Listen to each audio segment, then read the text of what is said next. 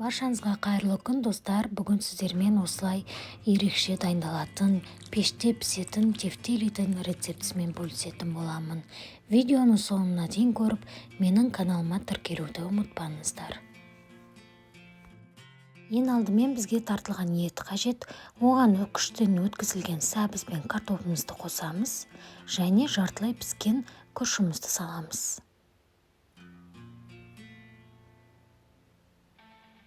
Тұзымыз бен бұрышымызды саламыз.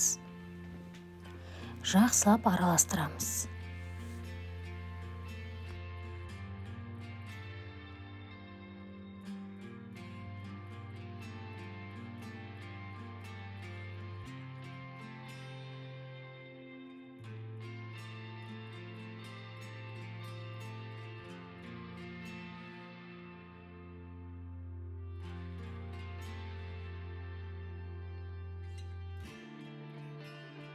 Енді үлкендеу етіп тефтелиімізді дайындаймыз.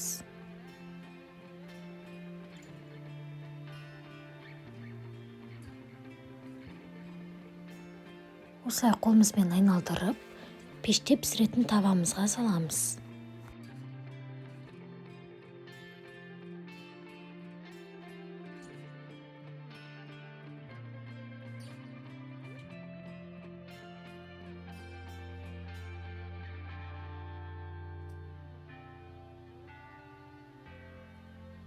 Енді картопымызды дөңгелек жұқа етіп осылай турап шығамыз.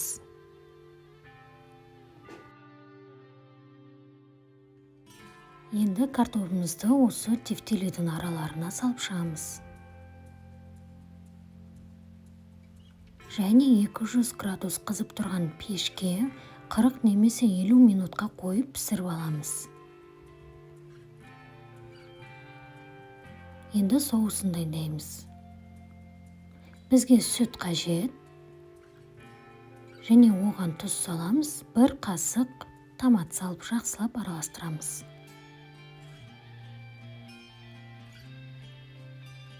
Бетіне құйып шығамыз.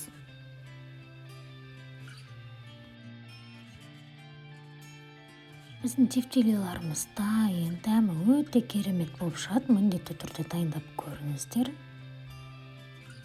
Астарыңыз дәмді болсын.